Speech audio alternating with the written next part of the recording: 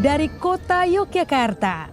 Inilah Borobudur Writers and Cultural Festival 2022 dengan tema Membaca Ulang Pemikiran Haryani Santiko, Durga di Jawa, Bali, dan India.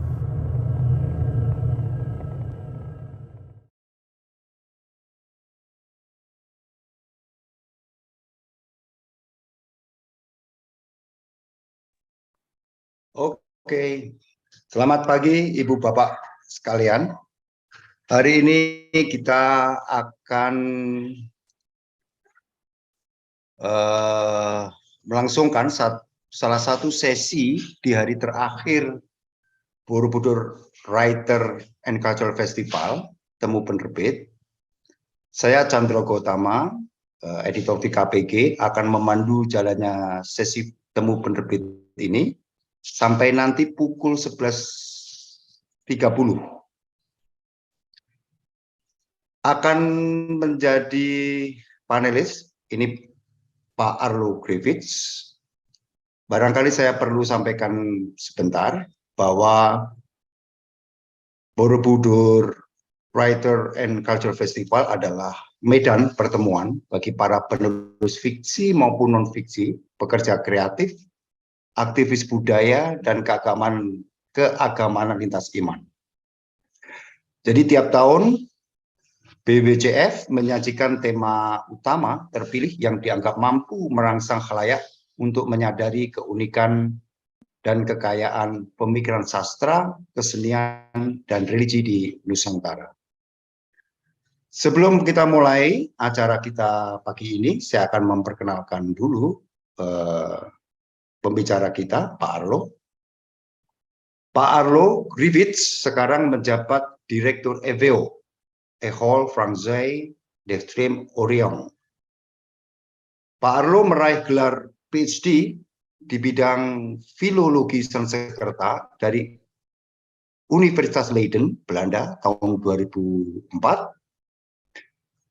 Juga pernah menjabat sebagai dosen kajian agama-agama India di Universitas Groningen, Belanda tahun 2024 dan juga menjadi guru besar bahasa Sanskerta di Universitas Leiden tahun 2005 sampai 2008. Pak Arlo bergabung dengan EVO tahun 2008 sebagai guru besar di bidang sejarah Asia Tenggara. Ini posisi yang juga masih dipegang ya sampai sekarang. Kemudian Pak Arlo ditugaskan beraktivitas di kantor perwakilan EVO Jakarta tahun 2009 sampai 2014. Kemudian sempat dipindahkan di Lyon, Prancis tahun 2015 sampai 2022 dan kemudian sekarang menjadi Direktur EVO Jakarta mulai September 2022. KPG sebagai penerbit merupakan satu dari beberapa penerbit yang sering bekerja sama dengan EVO untuk menerbitkan buku-buku arkeologi dan sejarah. Jadi kita ingin tahu sebenarnya apa sih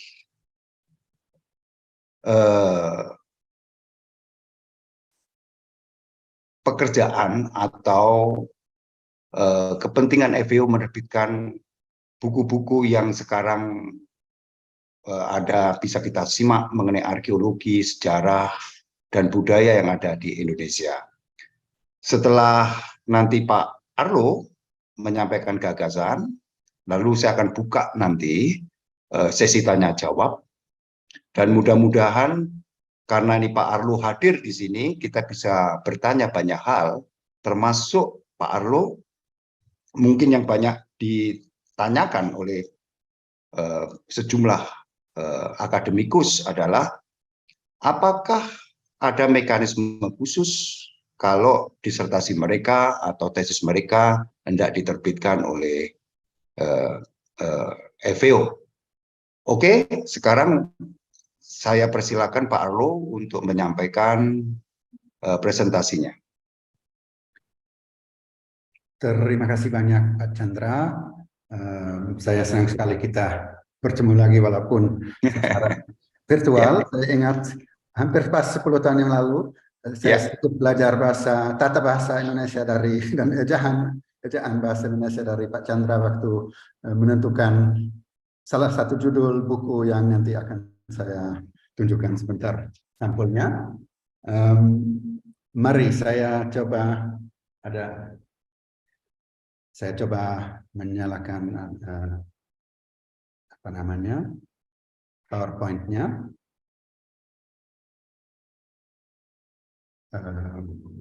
Maaf, saya harus screen share, itu dia.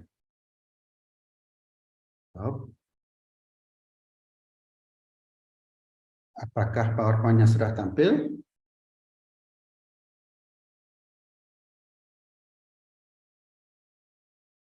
Sudah oke atau belum?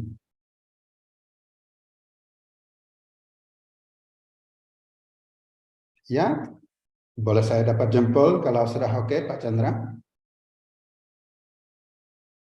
Jempolnya nggak kelihatan, tapi yes, oke. Mari.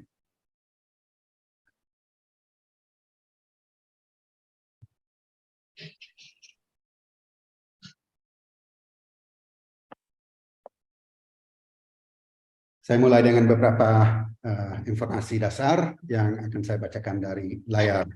École Française d'Extrême-Orient, yang suka saya terjemahkan sebagai Lembaga Prancis untuk Kajian Asia, didirikan di Vietnam zaman kolonial pada tahun 1900 dengan tujuan mengumpulkan dokumentasi dan melakukan penelitian tentang berbagai kebudayaan di wilayah Indochina, terutama di bidang arkeologi, sejarah, agama, bahasa, dan sastra. Kegiatannya saat itu mencakup pembukaan sebuah museum di Hanoi dan perpustakaan serta pemugaran kompleks candi Angkor di Kamboja.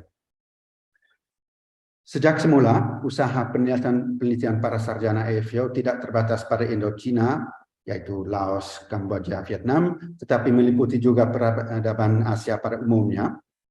Dengan perkembangan sejarah dan dekolonisasi, berbagai cabang EFO dibuka di Jakarta, di Pondicherry di India, di Kyoto, dan lebih kemudian di Thailand, Malaysia, Taiwan, Korea, Tiongkok, dan Myanmar.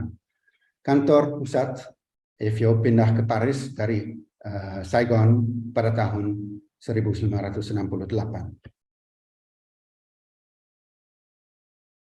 Saat ini, ada 42 peneliti anggota EFO yang bertugas di kantor-kantor perwakilan di 12 negara Asia. Di setiap negara itu, penelitian dilakukan dalam rangka kerjasama dengan lembaga penelitian atau universitas setempat. Selain penelitian, para anggota EFO juga mengajar di berbagai institut tinggi, perguruan tinggi, baik di Prancis maupun di Asia. Kegiatan lain yang utama adalah penerbitan. Bulletin de l'École Française d'Extrême-Orient, lebih terkenal sebagai BFEO, terbit sejak tahun 1900, sedangkan berbagai seri buku diterbitkan baik dari Paris maupun dari kantor perwakilan di India, Kamboja, Tiongkok, Vietnam, dan tentunya di Indonesia.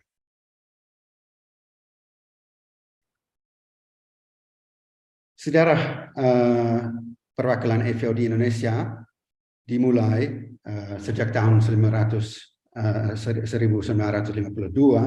waktu Louis Charles Damer menetap di Jakarta. Nama Damer di Indonesia itu sering dilafalkan Damais. Dibekali kemampuan bahasa yang luar biasa, beliau menghasilkan sejumlah... Maaf Pak Arlo, sebentar. Apakah PowerPoint-nya bisa di full screen? Di full screen. Tadi saya pikir sudah full screen. Lebih baik begini? Ya, oke. Mohon maaf. Louis Charles Damer, alias Damais itu dibekali kemampuan bahasa yang luar biasa, menghasilkan sejumlah tulisan tentang epigrafi Nusantara yang meliputi seluruh periode sejarah kuno sampai awal masa Islam. Salah satu bukunya yang sangat terkenal dan sangat dipakai pakar epigrafi sampai saat ini. Di sini walaupun agak kecil, data bibliografinya dapat dilihat dari tahun 70, judulnya Repertoire Onomastique de l'Epigraphie Javanaise, walaupun bahasanya Prancis, sifatnya kayak indeks nama-nama diri dan nama-nama tempat yang ada di prasasti Jawa kuno hingga sebelum kerajaan Pusendok, dan walaupun bahasa pengantarnya Prancis, sifatnya indeks itu membuat buku ini sangat bisa dimanfaatkan siapapun biarpun tidak menguasai bahasa Prancis. Dan mengingat hal itu, beberapa bulan ini saya bersama dua kolega di Prancis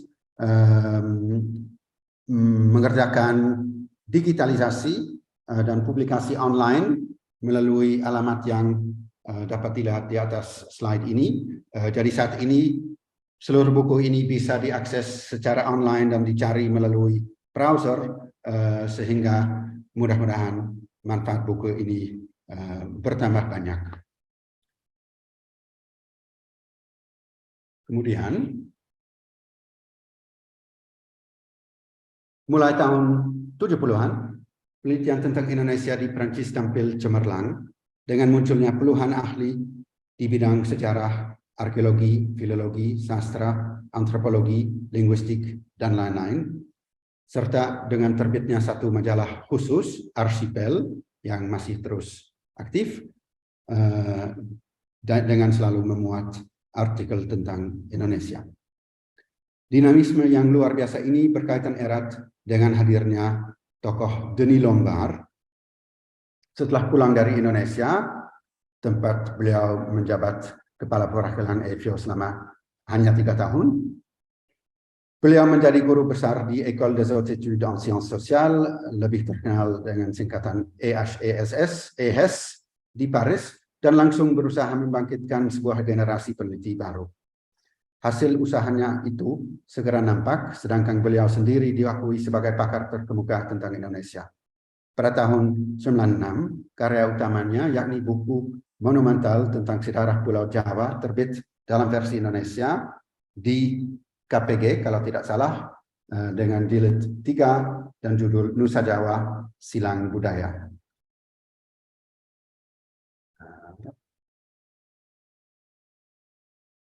Itu dia.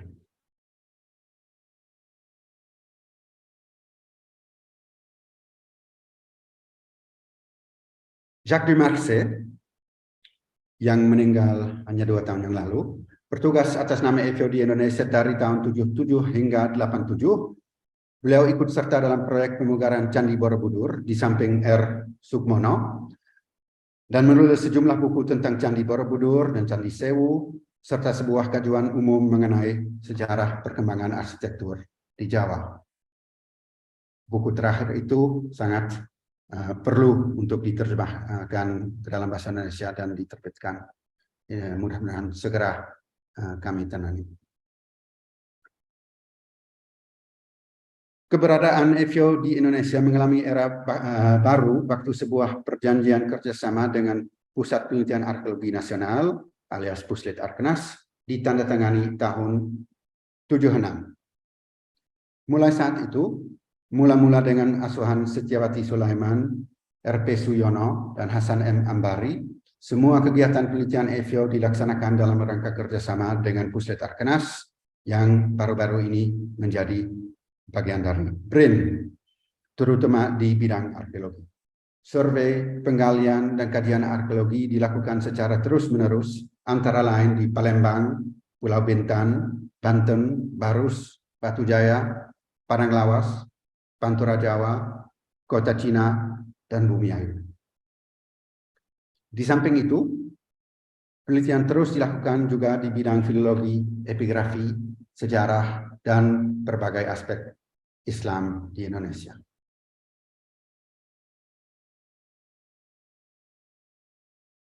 Sudah ke awal tahun 80-an, EVIO di Indonesia menerbitkan berbagai seri publikasi dan patut diingatkan bahwa sosok Henri Chamberlain sangat penting dalam mengagas seri-seri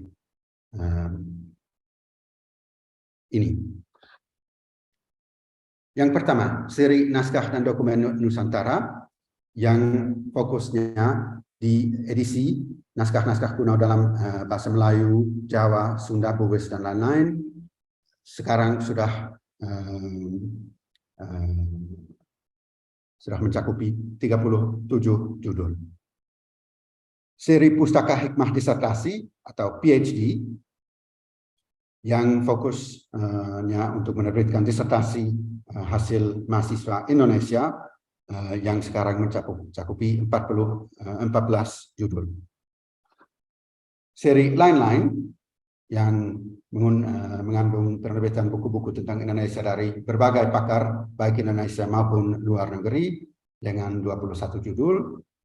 Seri terjemahan arkeologi, buku arkeologi asing yang diterjemahkan ke dalam bahasa Indonesia dengan 15 judul, dan seri terjemahan lain, buku dan disertasi pakar Prancis tentang Indonesia dengan 26 judul.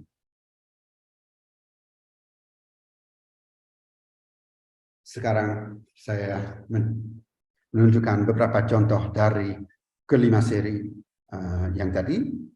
Yang pertama, seri naskah dan dokumen Nusantara. Mengandung biasanya seperti tadi saya utarakan suntingan teks, baik itu bahasa Melayu atau Jawa kuno atau bahasa lainnya, tapi kadang juga mencakupi buku yang sedikit berbeda seperti tata bahasa Minangkabau yang dapat Anda lihat di sebelah kiri. Seperti tadi Pak Chandra utarakan, sebagian besar terbitan EVIO di Indonesia dilakukan dalam rangka kerjasama dengan KPG, walaupun seperti dapat dilihat di sebelah kanan juga ada teman penerbit lainnya yang sempat kerjasama dengan kami untuk menerbitkan buku.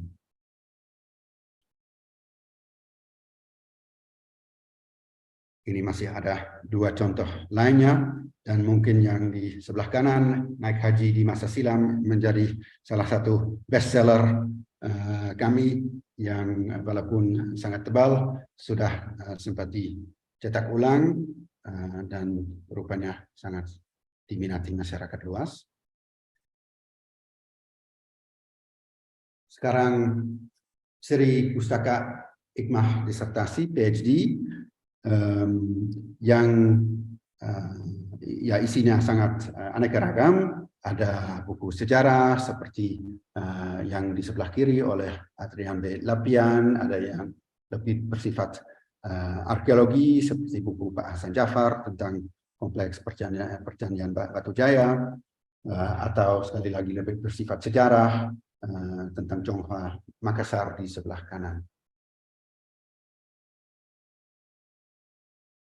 Ini masih beberapa contoh lagi tentang naskah Pakualaman, Kesultanan Palembang, dan pariwisata di Hindia Belanda.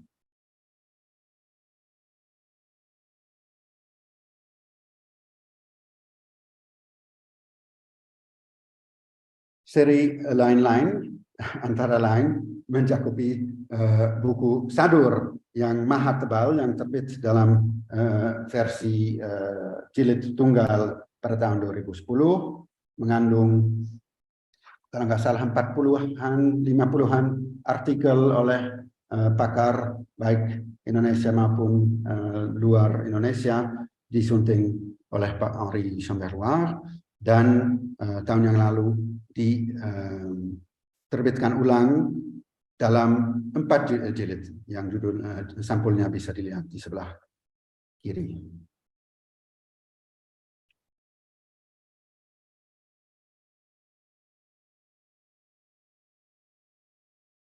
Ini buku mungil yang kami terbitkan ulang, sebenarnya sudah terbit sebelumnya, tapi tahun 2012 bersama komunitas Bambu kami terbitkan buku tentang struktur bahasa Jawa kuno. Ini EFIO juga terlibat dalam proyek penerbitan katalog induk naskah-naskah Nusantara dengan 4 jilid yang diterbitkan dengan keterlibatan EFIO. Kalau tidak salah juga ada 1-2 jilid yang terbit tanpa EFIO terlibat.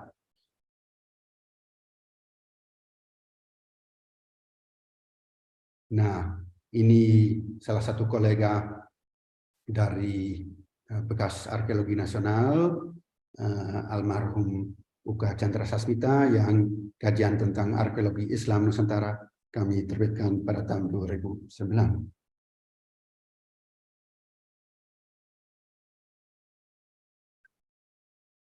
Di sebelah kiri kita lihat terjemahan buku Ibu Claudine Salmo tentang sastra Indonesia awal kontribusi orang Chonghua, dan di sebelah kanan salah satu bestseller lainnya yang sudah dicetak 3 kali, Melacak Sejarah Kuno Indonesia lewat Prasasti, Tracing Ancient Indonesian History Through Inscriptions, kumpulan tulisan Puhari.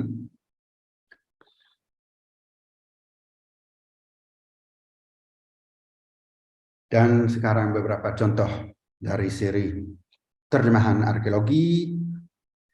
Di sebelah kiri beberapa tulisan Louis Charles Damer berbentuk artikel, karena buku itu juga layak diterbitkan ulang segera.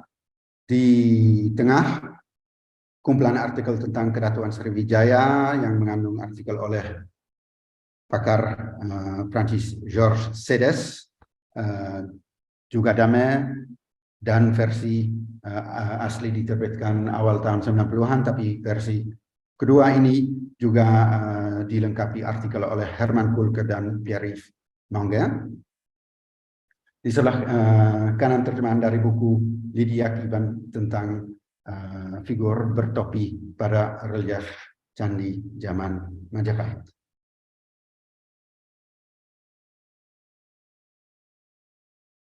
Ini contoh dari terjemahan buku Pak de Marse tentang Candi Sewu yang saya sebut beberapa waktu lalu. Dan di sebelah kanan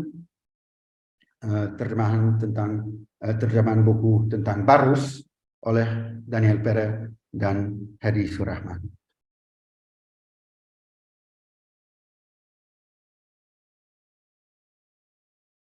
Slide terakhir, terjemahan lain. Jadi ini terjemahan dari buku yang tidak selalu bersifat arkeologi, walaupun buku tentang Banten oleh Claude Guillot masih cukup erat kaitannya dengan arkeologi. Sementara buku di sebelah kanan, Kolonialisme dan Etnisitas, yang merupakan disertasi dulu oleh Pak Daniel Peret, lebih bersifat etnologi dan sejarah Sumatera Utara. Itu sudah slide terakhir. Saya mungkin patut menutup presentasi pagi ini dengan mengucapkan terima kasih kepada semua penerbit mitra kami di EFIO, kami di Indonesia. Tanpa keterlibatan dan bantuan dan dukungan penerbit mitra, seluruh buku yang tadi saya tunjukkan tentu tidak mungkin jadi terbit. Jadi kami berharap terus bisa bekerja sama dengan berbagai pihak penerbit di Indonesia supaya kegiatan penerbitan buku ilmiah kami bisa terus berlanjut. Baiklah, sekian dan terima kasih. Terima kasih Pak Arlo. Sebelum nanti kita buka pertanyaan dari floor, Pak Arlo apakah bisa menjelaskan kepada kawan-kawan yang hadir di sesi kita ini rencana ke depan EFIO, buku-buku tema apa yang akan diangkat? Apakah per tahun atau per 2 tahun ada tema-tema khusus yang menjadi perhatian FAO? Silakan Pak. Terima kasih Pak Chandra. Saya kira tidak begitu khusus. Tema yang diambil saya kira bergantung dari beberapa faktor.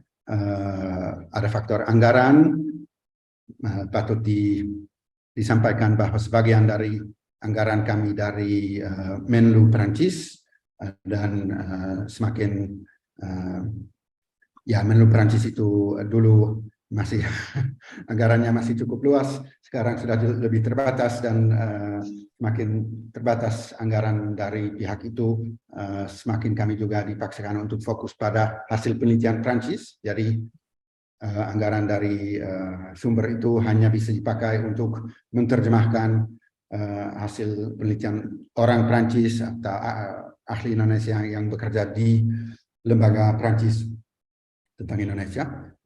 Jadi itu satu faktor pembatas. Kemudian juga ada bidang ya ataupun khususan ilmiah orang FAO yang pada saat tertentu mewakili FAO di Indonesia. Kalau saya sendiri fokusnya di epigrafi dan filologi. Jadi kemungkinan besar beberapa tahun ke depan saya akan coba mendorong beberapa publikasi di bidang itu. Sementara pada periode lain ada ahli arkeologi misalnya yang mewakili FAO di Indonesia, ya barangkali mereka akan sedikit mengubah fokus program penelitian. Nah, dan kemudian ada juga faktor kebetulan bahwa mungkin ada naskah yang sangat bagus yang diajukan oleh baik itu teman di Indonesia atau kolega di Prancis. Jadi adanya ya faktor kebetulan seperti itu juga bisa mengubah warna program publikasi kami. Perlu dijelaskan juga bahwa kami ya anggarannya terbatas, tenaga juga terbatas, jadi kami ya kayaknya maksimal bisa menerbitkan 5 buku per tahun. Jadi demikian kurang lebih. Ya. Oke, Pak Arlo. Jadi kemungkinan atau kesempatan bagi kawan-kawan peneliti Indonesia yang melakukan riset-riset yang dianggap sesuai dengan arah FAO, apakah terbuka untuk kemungkinan diterbitkan oleh FAO dengan bekerja sama dengan penerbit? Mohon maaf tadi saya sedikit diganggu di sini. Saya kira pertanyaan saya dengan penjelasan Pak Arlo barusan, apakah penerbitan FAO kemungkinan membuka kesempatan bagi kawan-kawan akademikus, terutama arkeolog, yang dianggap pas tema-temanya FAO untuk diterbitkan oleh FAO bekerjasama dengan penerbit di Indonesia? Sangat positif sikap kami. Kawan siapapun yang ada buku sangat kami dorong untuk melakukan pendekatan dengan catatan bahwa kami juga kemampuannya terbatas, tidak bisa menerbitkan puluhan buku dan ya kalau tiba-tiba ada buku yang melebihi kapasitas kami, ya kami juga harus memilih. Tentu saja ada proses seleksi dan proses peer review seperti standar internasional. Jadi dalam kerangka itu kami sambut baik pengajuan naskah apapun, dan itu tidak perlu di bidang arkeologi, di bidang humaniora apapun, baik yang modern maupun yang tidak begitu modern, itu semuanya kami sambut baik. Walaupun harus diakui bahwa kami memang fokus penelitian kami sendiri lebih di penelitian pramodern, sehingga ya mungkin sedikit cenderung untuk mengutamakan buku di Ya, Pak Arlo, saya bertanya sekali lagi sebelum saya buka, untuk memperluas kemungkinan penerbitan buku-buku humaniora, termasuk arkeologi di dalamnya, apakah EVO diperbolehkan menjalin kerjasama dengan instansi-instansi resmi pemerintah, baik di tingkat nasional maupun di daerah, atau juga private sector di Indonesia? Kami tidak ada halangan apapun, saya rasa. Dan memang selama ini beberapa buku yang tadi saya tunjukkan sampulnya memang diterbitkan dalam kerjasama dengan terutama Puslit Arkenas, juga ada beberapa pihak lainnya, misalnya ada beberapa kali kerjasama dengan Perpustakaan Nasional. Jadi buat kami itu tidak menjadi masalah sama sekali. Justru sangat kami inginkan untuk bekerja sama dengan pihak apapun yang visi yang bisa cocok dengan Oke. Pak Arlo, di dalam biodata Anda disebutkan dari 2019 sampai 2025 Anda menjadi satu dari 3 peneliti utama sebuah proyek besar yang didanai dalam skema sinergi Dewan Riset Eropa. Namanya Proyek Dharma. Itu singkatan dari The Domestication of Hindu Asceticism and the Religious Making of South and Southeast Asia, yang cakupannya kegiatan penelitian di bidang epigrafi, filologi, dan arkeologi dengan melibatkan sejumlah peneliti di Indonesia. Bisa dijelaskan secara singkat ini proyek apa, Pak? Proyeknya sangat besar, jadi susah diringkas dalam beberapa kalimat, tapi yang sangat penting itu epigrafi dari India, dari Indonesia, dari Kamboja, dari beberapa negara lainnya. Kami upayakan untuk membuat database yang bisa menampilkan bersama dan bisa juga di search secara langsung di berbagai korpus prasasti yang biasanya diteliti secara terpisah, sehingga keterkaitan budaya antara India dan Asia Tenggara itu suka kurang tampil jelas. Jadi pembuatan database itu satu kegiatan utama, tapi ada juga suntingan teks, misalnya teks Sunda kuno, teks Jawa kuno, teks Sanskerta, dan ada kegiatan penggalian baik di Indonesia, di Bumiayu, di Sumatera Selatan, dan di satu situs besar di Bangladesh, dan di beberapa situs di Kamboja. Jadi itu singkatnya proyek itu keterlibatan Indonesia mungkin yang paling menarik. Di sini ada kalau nggak salah 2 pemuda Indonesia yang mengambil S3 dengan dukungan dengan beasiswa dari proyek tersebut. Ada juga seorang mahasiswa Indonesia yang mengambil S2 dengan beasiswa, dan ada beberapa mahasiswa lainnya yang walaupun tidak didanai dari proyek itu tetap memanfaatkan adanya proyek itu untuk infrastruktur digital kan. Oke. Terima kasih Pak Arlo. Ini di Q&A chat sudah muncul 5 pertanyaan yang menarik-menarik. Saya akan pilih satu dulu ya. Ini dari Bung Ramdan Malik. Apakah yang diterbitkan EVO bersama penerbit-penerbit Indonesia hanya tentang budaya Indonesia?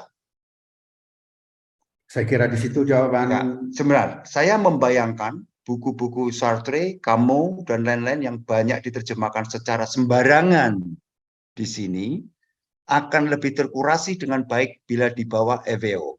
Nah, ini gimana?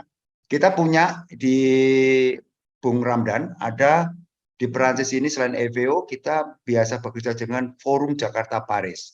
Nah ini saya tidak tahu Pak Arlo, bagaimana kelanjutan Forum Jakarta Paris yang biasa menerjemahkan buku-buku filsafat semacam ini, kemungkinan dikurasi oleh EVO bagaimana? Pembagian tugasnya sebenarnya bagaimana? Yang jelas tugas EVO itu ilmu pengetahuan, bukan kesusastraan. Hanya mungkin kesusastraan Indonesia sebagai topik penelitian, tapi bukan kesusastraan Prancis. Jadi itu sangat jelas. Hanya yang bikin situasi mungkin dulu kurang jelas itu bahwa sebelum hadirnya saya dan hadirnya Bu Veronique Groot, semua pakar EVO yang ditugaskan Indonesia memang berkewarganegaraan Prancis, di mana saya bukan orang Prancis tapi orang Belanda, jadi sudah menjadi lebih internasional. Jadi dulu kolega kami yang mungkin pakai topi dua, ada topi peneliti EVO dan topi warga Prancis, dan dengan topi warga Prancis mereka juga menjalin beberapa kegiatan lainnya seperti Forum Jakarta Paris. Saya sendiri tidak pernah terlibat di forum tersebut. Saya juga tidak melawan atau apa, tapi jadi saya tidak bisa bilang apapun tentang Forum Jakarta Paris. Tapi yang jelas tugas kami, ya, dana kami itu untuk penerbitan ilmiah, bukan untuk yang non ilmiah. Ya. Jadi kira-kira buku yang dibayangkan oleh Bung Ramdan Malik untuk dikurasi terjemahnya oleh EVO itu bukan bidang EVO ya? Ya. Seperti Sartre kamu. Tentu saja saya juga sangat senang kalau sastra Prancis bisa disampaikan dalam bentuk yang layak kepada pembaca Indonesia, dan kalau kami bisa bantu, tentu saja senang membantu, tapi itu bukan menjadi fokus kami. Oke. Menyambung pertanyaan saya tentang kemungkinan kawan-kawan atau akademikus Indonesia untuk menerbitkan di bantu oleh EVO, ini ada pertanyaan dari Yabu Malabaza. Assalamualaikum. Saya punya beberapa artikel hasil penelitian tentang peninggalan seni rupa Islam di Kerajaan Goa Talo, Sulawesi Selatan. Bagaimana caranya artikel-artikel tersebut bisa diterbitkan oleh EVO? Apakah ada prasyarat-prasyarat seperti apa? Pak Arlo, silakan. Jadi tergantung dari kemauan Bapak yang saya sudah lupa namanya. Tapi intinya kalau itu mau diterbitkan secara bersama, berarti kumpulan artikel dalam bahasa Indonesia bisa lewat kantor kami di Jakarta. Kalau yang diinginkan menerbitkan satu persatu sebagai artikel di jurnal, kalau di EVO, nah tadi ada keterkaitan dengan seni rupa, berarti kami ada dua jurnal yang relevan. Ada yang satu yang disebut Art Asiatik, saya tulis di chat box, saya nggak tahu apakah semua peserta bisa melihat itu. Dari Arts Asiatic West, kalau di Indonesia kan, jurnal itu fokusnya memang di seni rupa Asia, dan kemudian ada jurnal kami yang tadi BVO yang sifatnya umum, juga tidak menolak yang tentang seni rupa. Yang jelas harus berbahasa Inggris atau Prancis, dan harus harus berkualitas yang cukup untuk lolos dari proses evaluasi peer review, dan terus masih ada jurnal arsipel yang juga umum, tapi itu bukan EVO yang mengelola jurnal itu, walaupun kaitannya cukup dekat, cukup erat.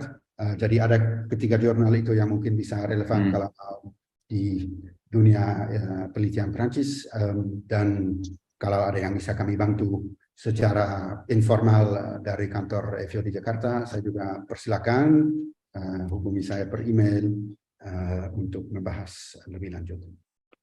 Oke, mengenai peer review, supaya kawan-kawan juga jelas, kalau misalkan dari kawan yang ya Bu tadi memilih artikel-artikel yang pas, itu peer review-nya apakah sampai di tingkat EVO pusat atau cukup di Jakarta? Sekali lagi tergantung dari skenario yang dipilih. Kalau diterbitkan oleh kami sebagai buku dari EVO Jakarta, itu berbahasa Indonesia dan kami yang mengurus peer review. Jadi dalam hal ini saya akan cari kolega yang rela untuk menilai layaknya buku tersebut. Kalau melalui jurnal yang tadi, ya dewan penerbit jurnal-jurnal masing-masing akan mengurus. Oke. Ini ada pujian untuk EVO Pak Arlo. Ini dari Aca. LM Balia F. LM Balia F. Jadi menurut Aca, ini panggilannya, EVO merupakan salah satu yang saya katakan tempat yang cukup lengkap untuk arkeologi, sejarah, budaya Indonesia dan Asia Tenggara umumnya. Karena buku-buku dari EVO banyak saya gunakan dalam penelitian. Nah, lalu dia bertanya apakah ada kriteria khusus, tadi sudah dijawab oleh Pak Arlo. Terus kemudian tema yang sedang related di Indonesia kawan Asia, tadi sudah dijawab, tidak harus demikian, Aca, jadi Pak Arlo sudah menyatakan demikian. Lalu, apakah EVO memiliki link atau web yang bisa dibuka untuk melihat daftar buku yang sudah diterbitkan EVO? Saya kira iya. Saya kira mungkin googling aja cukup. Ya, cukup ya. Tapi kalau sekali lagi saya tidak tahu apakah peserta bisa melihat chat box. Tapi di website EVO secara pusat, yang jadi www.efo.fr, ada satu tombol centers, kemudian tombol Jakarta, dan kalau tidak salah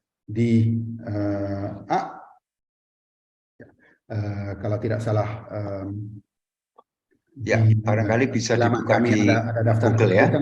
Dan kalau kami dihubungi secara langsung lewat email atau WA atau Facebook, kami juga bisa mengirim daftar. Oke. Ini dari Lesta Alfatiana. Ini pujian yang pertama-tama, satu pujian lagi untuk EVO. Terima kasih kepada EVO yang telah membantu meningkatkan pengembangan literasi dan dunia akademik di Indonesia. Terima kasih sudah menerjemahkan dan menerbitkan buku-buku penting yang terkadang menjadi terkendala karena kesulitan dalam memahami bahasa asli buku tersebut. Ya, ada ucapan terima kasih. Nah, pertanyaannya adalah ketika menerjemahkan dan menerbitkan buku-buku tersebut, bagaimana dan sejauh apa komunikasi EVO dengan penulis aslinya? Artinya, apakah setelah buku selesai diterjemahkan, akan melalui proses pengecekan kembali oleh penulis, atau langsung diterbitkan? Oke, jadi dalam hal ini... bagaimana jika penulis buku tersebut sudah tiada? Ya, memang cukup sering begitu ya. Ada beberapa penerbitan kami dari pakar EVO abad ke-20 yang tadi saya menunjukkan 3 foto, ada Louis Chardonnay, ada Denis Lombard, ada Jacques Beaumarchais yang memang ketiga-tiganya sudah wafat. Jadi tentu saja tidak bisa dikonsultasi. Jadi saya kira jawabannya tergantung dari situasi. Kalau penulis masih ada dan menguasai bahasa Indonesia, tentu saja kami libatkan untuk mengecek cocok tidaknya terjemahan bahasa Indonesia. Kalau yang bersangkutan sudah tidak ada lagi atau tidak menguasai bahasa Indonesia, ya kami harus mandiri. Ya, artinya setiap terjemahan itu sudah melalui serangkaian proses dan tahap-tahap yang bisa dipertanggungjawabkan ya Pak Arlo ya. Idealnya begitu, walaupun kami juga manusia dan terbatas beberapa faktor seperti anggaran yang harus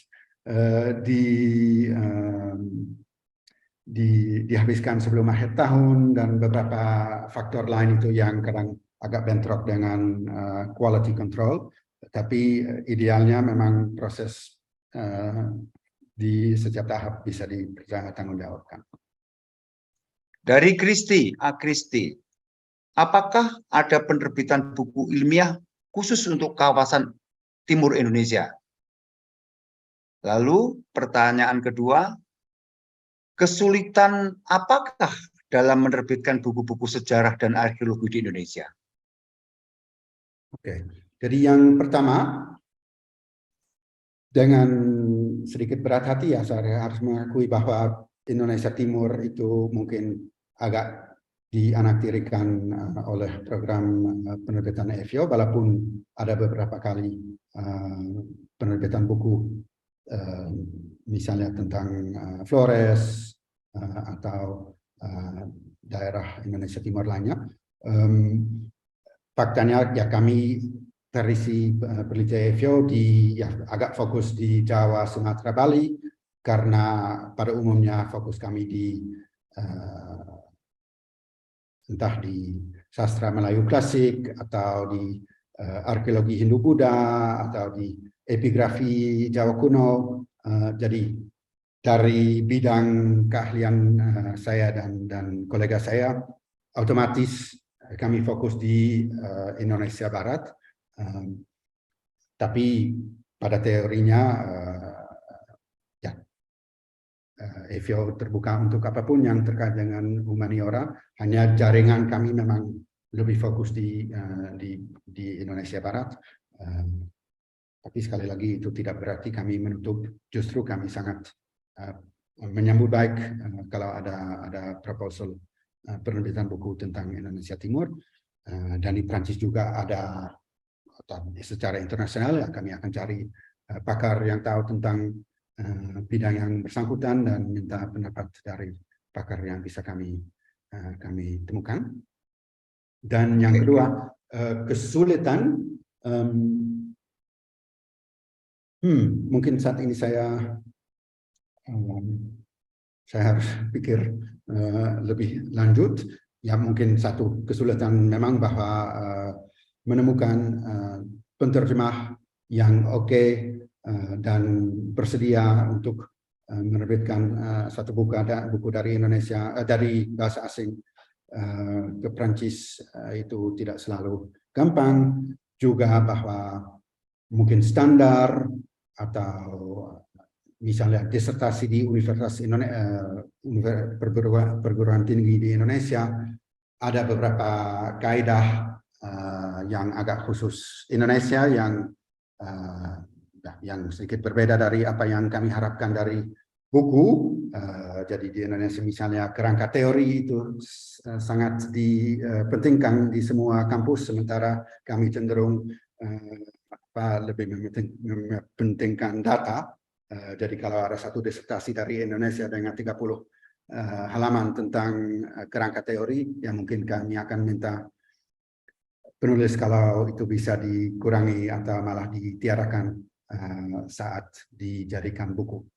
Jadi ada ya sedikit perbedaan sikap atau kriteria ilmiah antara kami dan apa yang menjadi baku di Indonesia, yang tapi itu selalu bisa menemukan titik kompromi saya rasa. Oke, Pak Arlo. Sejumlah kalangan menyatakan bahwa sebenarnya dan KPG sendiri sebenarnya percaya bahwa tema histori dan arkeologi itu adalah tema-tema yang sangat menarik ya, sebagai orang bilang sekarang, anak muda sekarang sebagai konten, dibuat menjadi populer. Nah, ini apa yang saya sampaikan ini ada pertanyaan senada dari kawan kita Amalia Pulungan.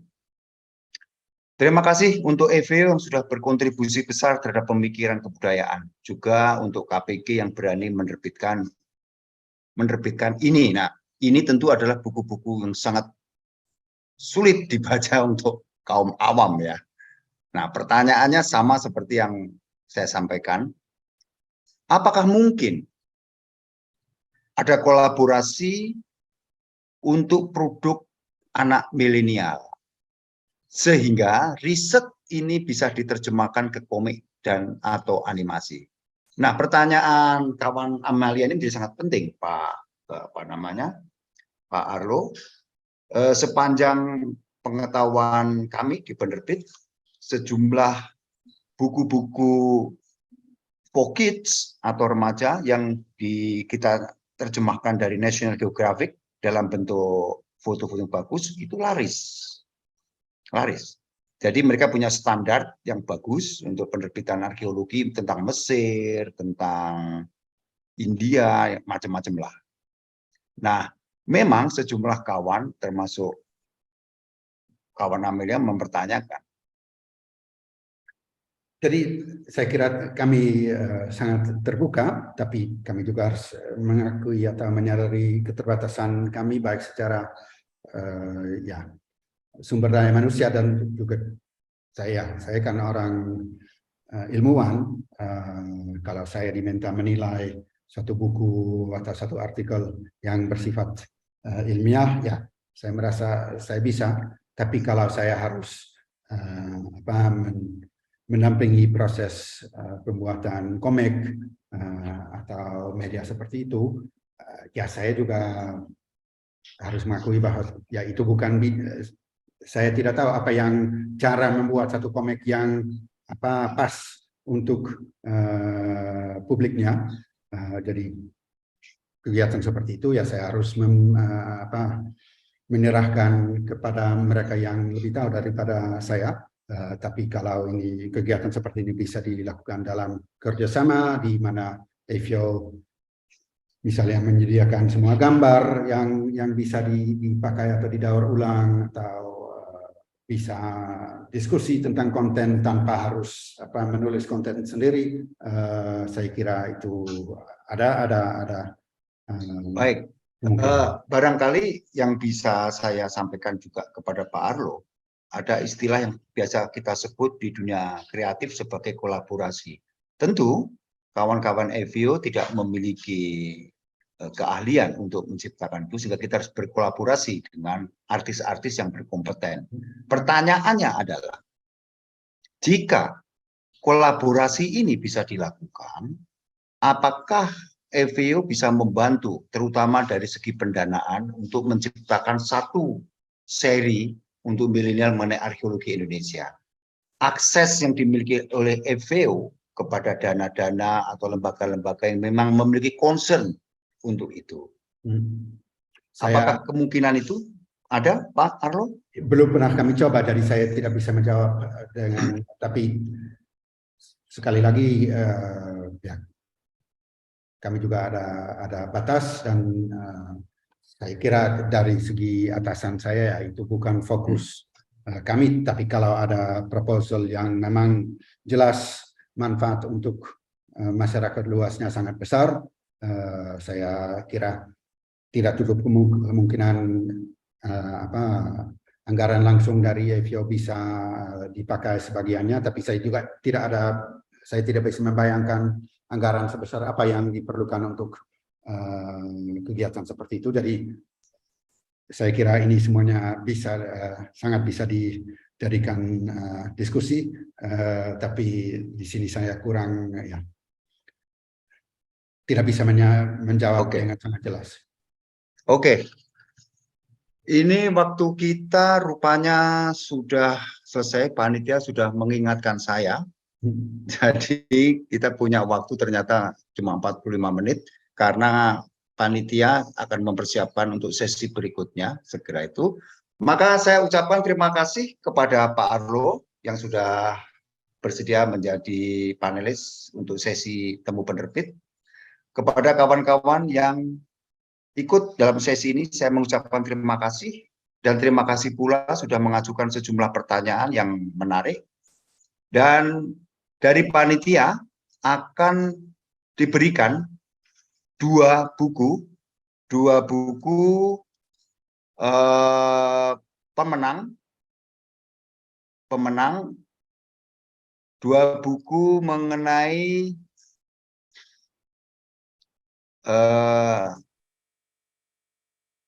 artikel-artikel yang dikumpulkan menjadi buku untuk BWCF 2022 ini.